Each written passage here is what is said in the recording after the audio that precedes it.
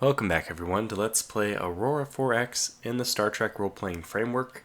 I don't even know what episode this is. Episode number 9 if I had to guess.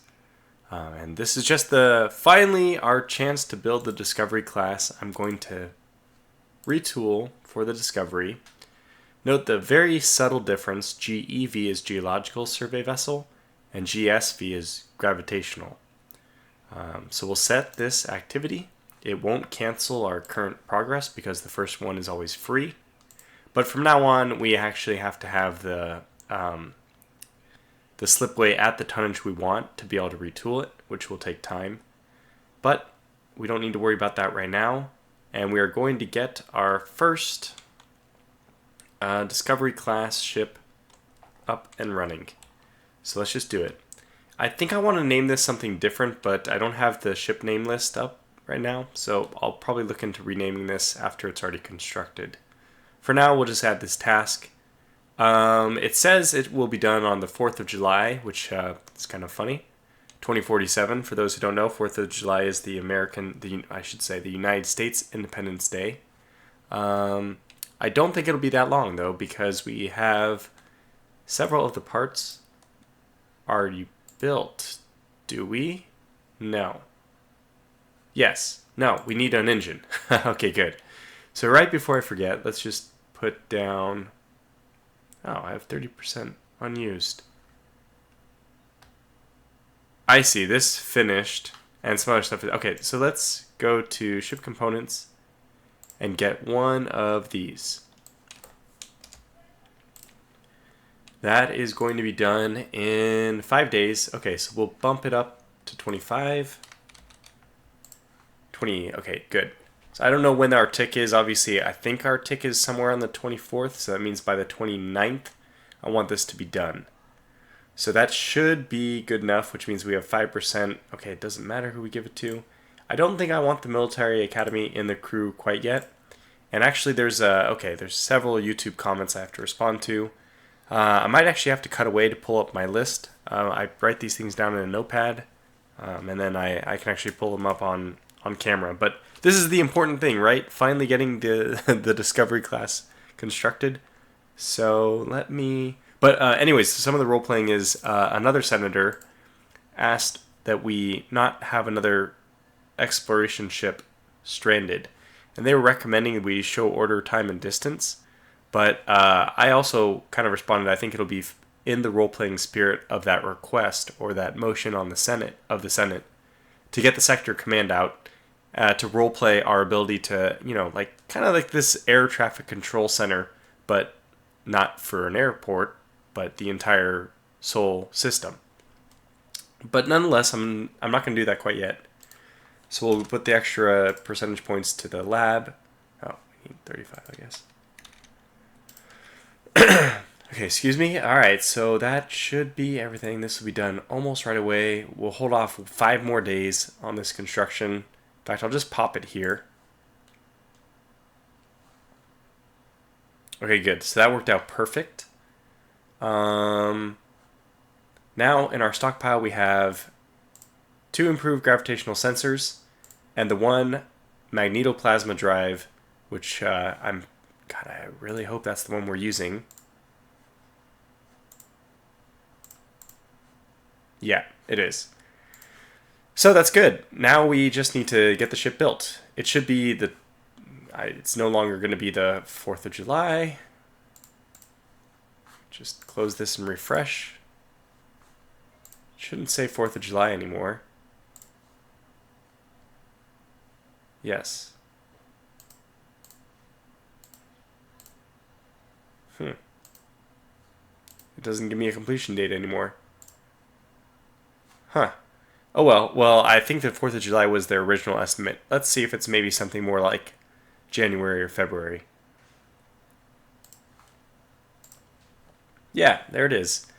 So Davidson Naval will finish our Discovery class in the very start of the new year. So 2047. How's Tortuga Power doing as far as morale? Which I'm again role playing as like food and rations and all that that they can survive on.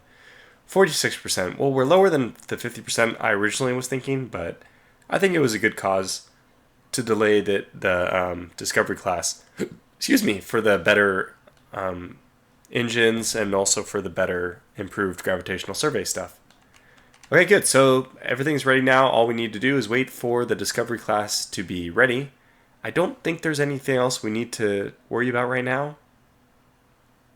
So I'll probably put a cut in here. When I come back, I'll have organized the comments that I wanted to go over from the previous episodes, YouTube comments, and I'll discuss all the various roleplay things then. And by that time, we should also, I imagine there won't be any breaks in the action until the Discovery is finished. Are there any 2047? Yeah, I'm seeing 2047 across the board, so there shouldn't be anything. If there is, I'll just pop back in. So until then, I'll see you in a sec. Okay, so I pulled up all the YouTube comments and I made sure to check all the ones that especially had any role-playing elements in it, so we can include that. Okay, let me just get started with that right away. Ballensdalen has been talking a few turns now, or a few episodes about this descent on Luna. It was down to like 93% or something like this, and it took a long time to get it back. But as of right now, as of actually, when I started building the Discovery at the beginning of this episode, the descent was still high, I think probably around 95%. But now Luna has submitted perfectly to the United Federation of Planets rule. So they're no longer kind of rebelling. That's just like the role-playing side of it. That's the game mechanics kind of should dictate what the role-playing is. So for example, if somebody in the comments says, oh, a nuke just blew up Earth, well, I'm not going to destroy Earth's population based on that. Let's try to keep the roleplay to model, to like reflect what is actually happening in the game. This is basically our story facts, and we can twist them in any way we want with fun, but we can't change the facts. So there's a lot of interesting, fun stuff that was said in that, though. I wasn't expecting that we'd have such good dialogue, and we do have good dialogue, it turns out. So we had an intelligence report. Oh, first of all, this is unrelated. This is a different comment, but another individual was saying that the ICBM complexes were probably not built in 5 days like I showed, like what happens in the game, but it's probably better to just treat those as being reactivated from like a mothballed ICBM complexes on Earth from the days of, the Cold War and all that. And I really like that. Then we also have Starford had this intel leak to the moon saying that our ICBM range isn't long enough, which is just true. We don't have any missiles anyway. And then we have the Senator Star Whisperer again asking for militarization. Now the Federation is going to continue to maintain as peaceful a policy as we can for as long as possible. And I think that our motivations in terms of like the government spending, Federation spending, is going to be first and foremost getting a sector command up, which is actually coming from Senator Willard, had a motion that we do better tracking of vessels because we did lose the Tortuga power due to just not paying attention, and that's what I was talking about with the show order time and distance. So, okay, I think that's all the elements that I need to catch up on. Oh, last thing, I forgot to do this when we came back on. Due to the incompetence of the researchers getting any kind of defensive skill, I'm actually going to roleplay that the Federation is now... Okay, so the Federation is outraged that they don't have any good defensive technology, which is what we would like to use in situations like the descent that formed on the moon. So in our rage, we're going to fire some of our researchers who just aren't contributing anything, like sensors and fire control. So Kane Blake, guess we should do it this way. I know it's going to do that, but we can bring them both up. There it is. Okay, good. Okay, so let's go to this side. Scientist, Kane Blake, you are fired. It's a retirement, of course, but really, they haven't been useful. Now we have 2 in construction and production because obviously 1 good one. And then Charlie Bruce, who will be let go. We have MK. Well, we don't have any non-0% MKs, but I think we'll still fire this 0% one because she's the worst of all worlds, 0 and 5. So you will be retired. Then who else? BG. We don't have. We need a backup for BG. Power and power and power. Okay, so we actually have a lot of power and propulsion. Edward Owens. But it's unfortunately this is not optimal. There's not one who's optimal. I would always take the higher bonus, but technically there's a trade-off here. Bonus for Max Labs, 2510, 1520, and then 1025. It's really funny the way that works. So I'll leave the power and propulsion. We got rid of 3 scientists already. That'll help out a bit. And yeah, so we'll refresh our list now. That's 3 more scientists. We're due for some new ones, I think, soon. So that list is pretty short. Yeah, I expect we'll get some more soon.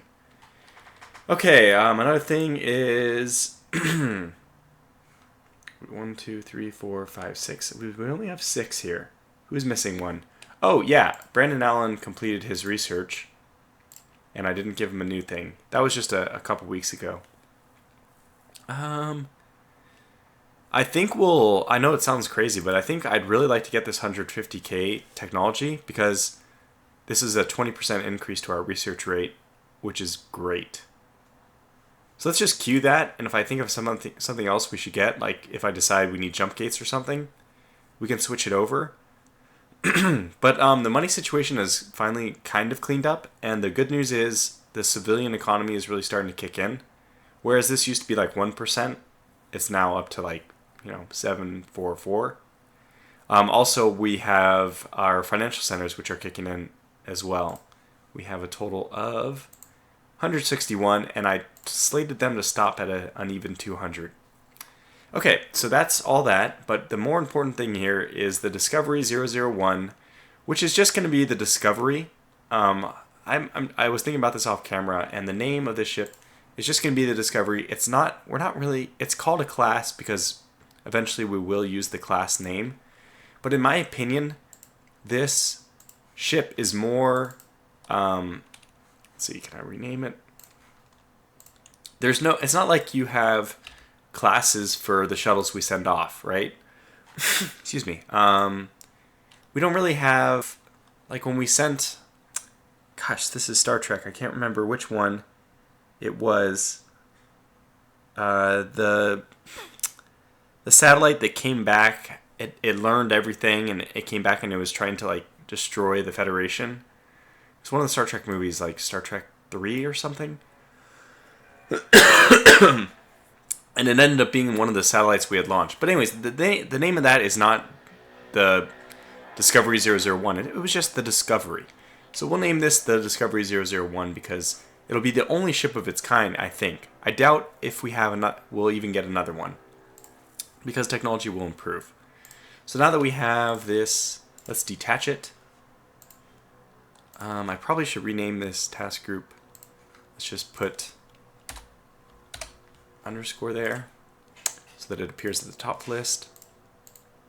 And then we'll detach the Discovery. Okay, so the Discovery, her first mission is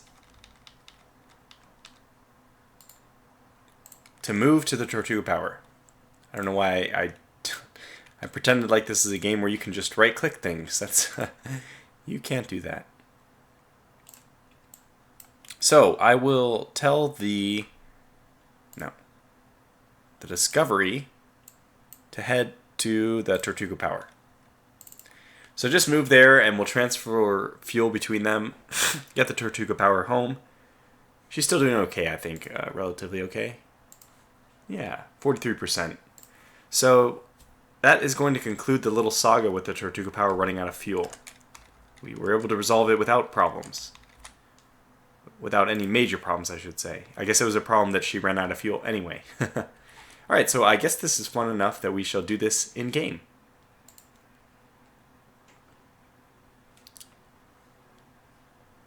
So she's pretty fast. She's already out of the inner solar system.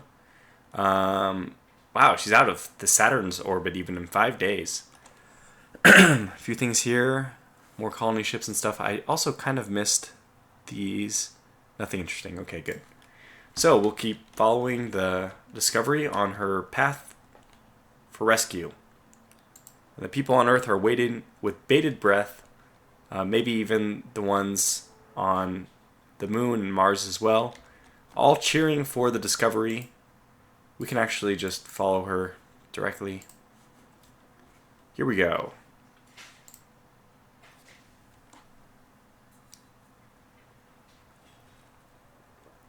Alright, we got a whole cycle of promotions that happen. And our research lab is ready. Okay, so just keep adding it to Brandon Allen. We're in this neutral phase where until we get a defensive scientist, we don't really care about... none of the research matters significantly. Not until maybe another 6 years.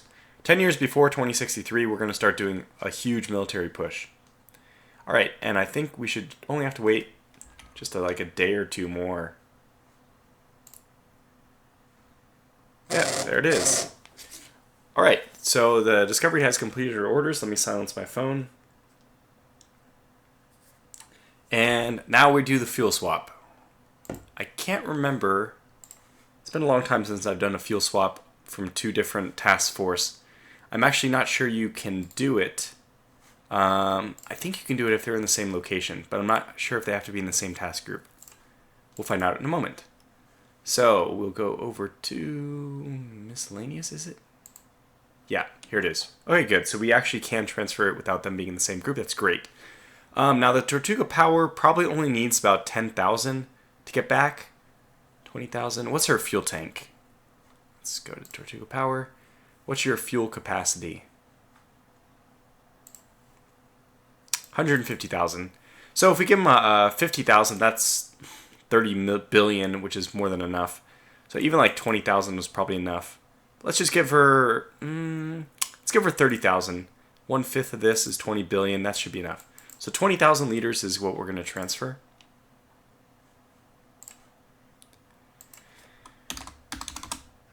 Transfer 2.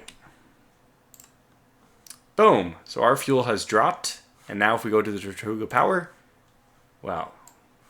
Let's refresh. Is there a refresh here?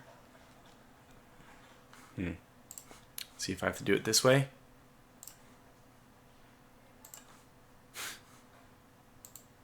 Does it take a tick? Maybe it takes a tick. 5 seconds.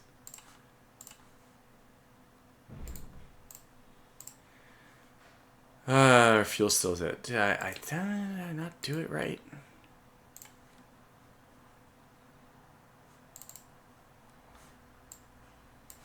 Okay, her fuel is at 397. Miscellaneous. Oh, other ship fuel is 0. I did 20,000. This is where I wanted to do it. Sorry. That's for 2. There it is. Just have to read these things. You know, I try to do things so quickly when I'm making the videos. I would save myself a little bit of time if I just take a breath and slow down. And what's that? The expression is, slow is smooth and smooth is fast. Alright, so now Tortuga Power has been refueled. We'll get her to go home, refuel, and she'll need a little bit of time to cope with the trauma of the situation. Probably, that's going to be, what's her deployment time? 16 months, so she'll probably need like 8 months of shore leave before, no, maybe like 4 months of shore leave before she's ready to once again move out into the great unknown. Now, as for our Discovery class, she is now going to be given, by the way, I forgot to set the conditional. Refuel. We give her the gravitational survey. Survey nearest location. Actually, I dislike that one. I'm going to do survey next 3 locations. Because that will, I think that's better from a min-max perspective. So that said, we now move back to our center on the Earth. Well, on the Sun. I think this might actually still put me back. Does it put me back? No, it doesn't. Okay, good. So now we can see all of our ships moving about. She's already... we need to enable jump points. So she got to a jump point very quickly. It's very convenient that the Tortuga Power actually... I didn't realize this, but she basically ran out of fuel right on the outer belt of survey points, which is a place the Discovery would had to have gone anyway. Very cool. All right, now at this point, let me go through one more survey point here, and we'll watch the Tortuga Power slowly make it home. Only 11%, but I think she'll make it. Wow. The Discovery is not going to do this in a very efficient manner. Okay, so we'll have to do this for them. 20 to 30, and then to 18. No, yeah, 18. So 20 to 30, and then to 18. They normally go from the inside out, but if they don't, they will do it inefficiently. They should always work from the outside in or the inside out. But we'll just do our orders. Jump points, jump points. All right. So we'll just be 21 to 30. It's 21, right? 19, 20. 20 to 30. No, not move to, but that's fine. But gravitational survey.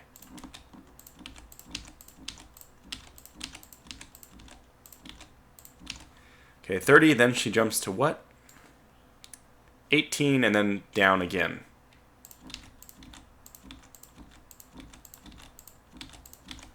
It doesn't actually matter. It's more efficient if we do this manually. I'll show this in a moment, but 11, 10, 9, 8, 7, down to 7. And from there, it's fine. She'll be able to make her own decisions in the right way. But the reason why is if the distance between these, since it's further apart, is, I mean, okay, it's not because it's further apart, but I'll just show you. The distance between these is like 3,200, and these is 2,000. So actually, I should do this distance is 2,500. So it's closer to go to the next one here. However, it's much less efficient to go all the way out, then back in, then back out. So we want to just cover the outside first. And then the same when this layer is carved out, we're going to carve out the next layer. Okay, so let's do the one more turn again. We're waiting for the Tortuga Power to make it home. People are chanting. They're waiting for her to make it. She's almost there. She's passing Uranus. She's passing Saturn. She's passing Jupiter. Almost passing Jupiter. Another day, another day, another day, and she's home. Wow, fantastic.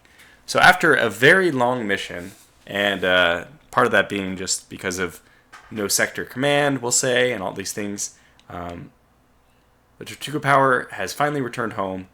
Her crew needs a big rest. We also have the Discovery out here discovering all these gravitational survey points. I kind of want to leave the ticking going until she gets 1 jump point. Now we have 5 in Sol, so although we have 30 survey points, that means we expect every 6 or so should yield us some kind of some kind of jump point. So they just do 5 days. Yeah, 5 days is gonna be okay. She has the orders she needs for the next one, so we can just do 5 days at a time.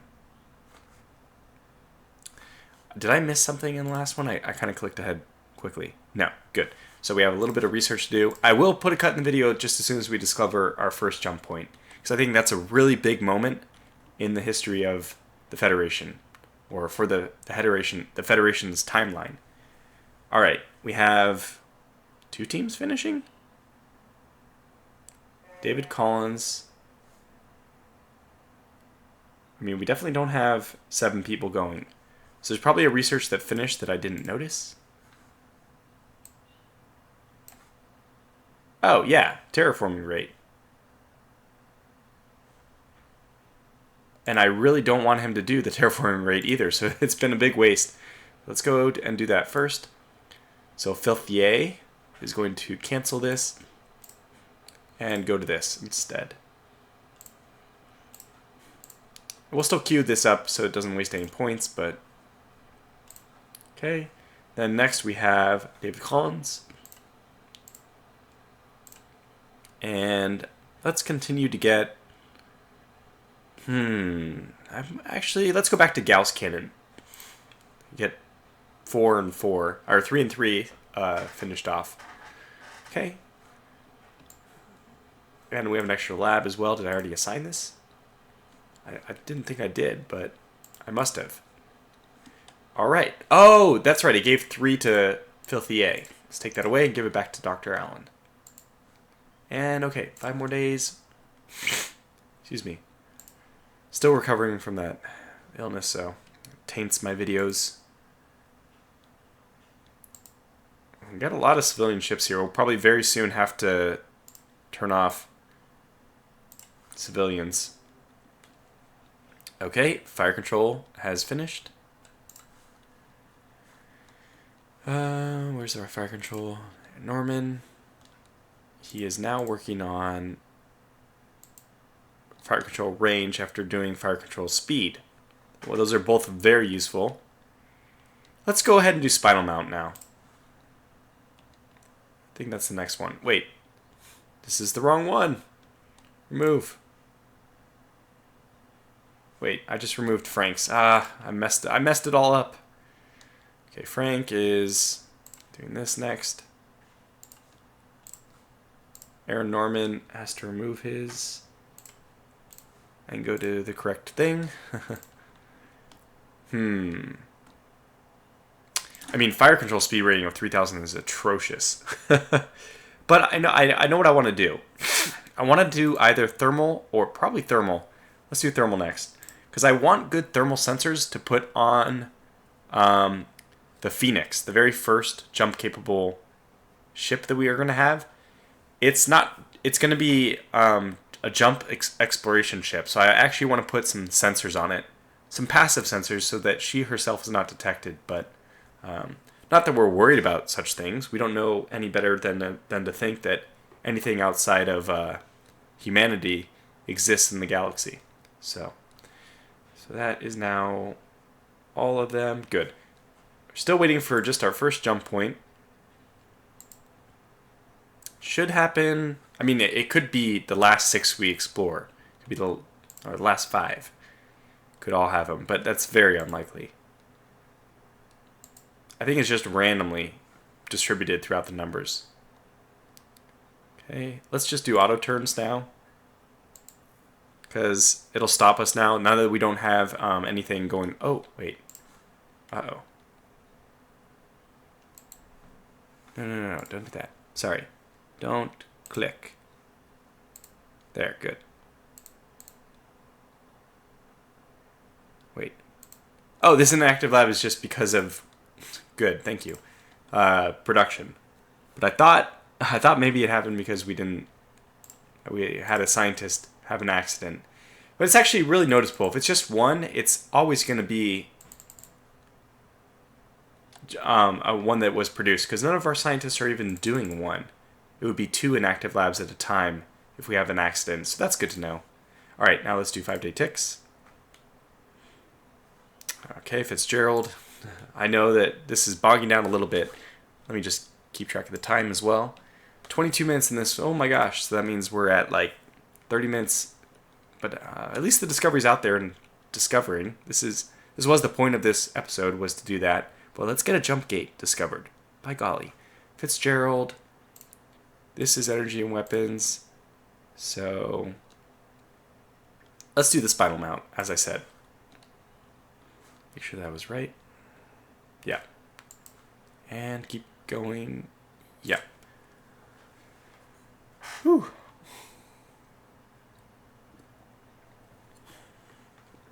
No luck so far. Still going, though. Small freighter launched, but not important.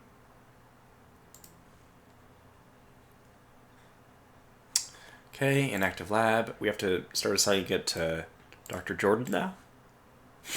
I'm sorry about my voice. Oh, Tortuga Bowser has completed a shore leave. Well, let's get her finally out to explore the one that got away. Actually, my God, maybe we don't. 40 billion or so. What's the range of the Tortuga?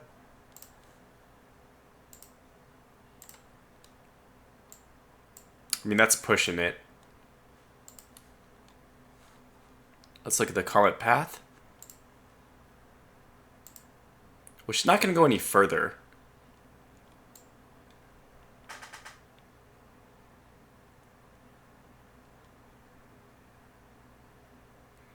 The most she could be is 40 billion away. It doesn't really make sense to send someone already out all the way out there. The important one is to make sure that this one, whatever this one is, we have to track this one. Left, left. So have we already gotten this one? Yeah, okay, because that's important. I turned it off, by the way, but they are still sending, everyone's still sending their packets home. So, everyone's sending their packets. Oh, I also forgot to show you that we're almost in a bit of a bad shape in terms of duranium. So, -20. Okay, that's not that bad. And it's only 0.2 more years until Corbinite, our first mineral on Earth, is depleted from the core. Lots of interesting stuff happening. Alright, did I already do the research? No. So let's do this first. Beam fire control. Huh. Thought I did this. Oh, this is sensor. I guess beam fire control range was really easy to do. Ah, there it is. Okay. Let's queue up. I think we'll queue up after this EM sensitivity. I might even add both EM and thermal sensors to my exploration ship. More important is probably thermal if you're interested in viewing any enemy ship or any ship contacts. But the EM is, it's still useful for scanning for planets. So I might put both just for roleplay purposes. Okay, we're still waiting on our darn ship to eventually get out there. Tortuga Power, I don't even think that if we gave him the default mission, he'll go after the one that's really far away. Let's find out.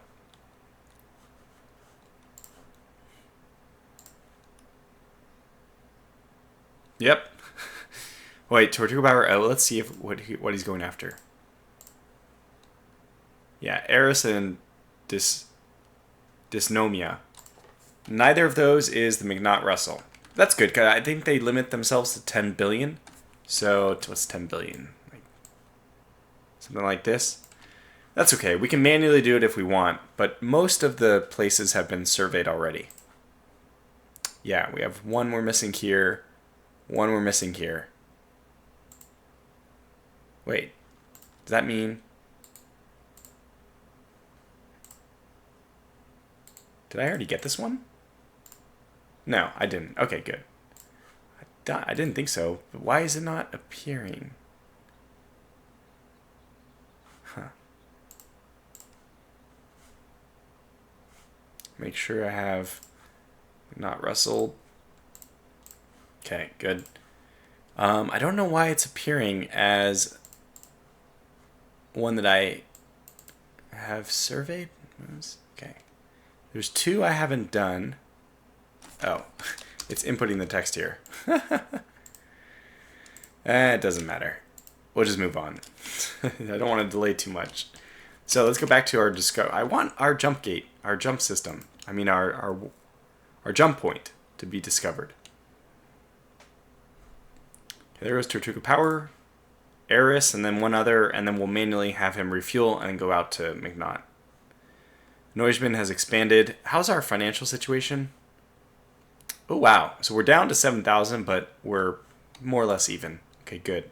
So things are stable there. If not great, they're stable. And there it is, our first, oh my god, it has a jump gate on it already. Oh my goodness. I think this means something huge. I think this means that maybe the Phoenix will be our first jump-capable ship. But I don't know if she will end up being the first ship we send through a jump point. Yeah, I'm going to put a cut in the video here. I'll probably jump back. This probably won't be the end of the episode, but I need to think about what is the best way to roleplay this as the Federation. Because the red box means that there's already an existing stable. Okay, the way jump points work in this game is that these are like anomalies which allow for space travel. You need a jump gate to stabilize them, or you need a jump engine to temporarily stabilize them. So if you have a jump gate on them, it's not actually a jump gate in the sense of like, I used to think of like Babylon 5, where they had the jump gate itself is a physical entity, like a mechanical thing. It's more like you do some kind of gravitational manipulation. This is my guess to it. And it stabilizes this anomaly so that any ship can pass through this temporal distortion or whatever and jump to a new system. So it's like the physical jump gate that they have in like Babylon 5, except for it's not physical. It's just you tamper with the physics around it, probably gravitational type stuff, and you bring it to a state of equilibrium. And it's actually impossible to remove the jump gate once you have it stabilized. So once a point is stabilized, it can never be destabilized again. I don't know if that's his end game goal, Steve, the designer's goal, but that's how it works for now. So we'll be working with that. I know that Star Trek obviously has warp jumping and all that, but since that's not in this game, this is the best we can do, is to say that warp jumping for us is just traveling in the systems. So, okay, well, I'll be back in a moment when I figure out what to do with this. Well, I have spent a long time looking at this screen trying to figure out what to do with this jump point. Mainly my question is, what is the appropriate role-playing response? Since we do have this idea that 2063, the Phoenix, should be the first jump vessel. Can I pass through this? What would be since we're not dealing with warp drives exactly, I was just going to presume that we wouldn't have a gate. And that the first jump point we would go through, we would need an engine for. So that made sense. I mean, the Phoenix would have an engine, it would go through. But technically now we're in this weird point where what happens if I have a ship that goes through I still think it counts as a jump, in which case we don't want to go through it till 2063. So what I'll probably do is still cut away now and come back when we've explored all the different jump points. Because I can do all this. Ooh, we're getting up to the next research thing. But I can do all this off camera. There's no reason to stay in. Basically, we already know what's going to happen. Discovery is going to finish discovering all the jump points. The Tortuga Power is going to do her darn best to... Yeah, it's probably still okay.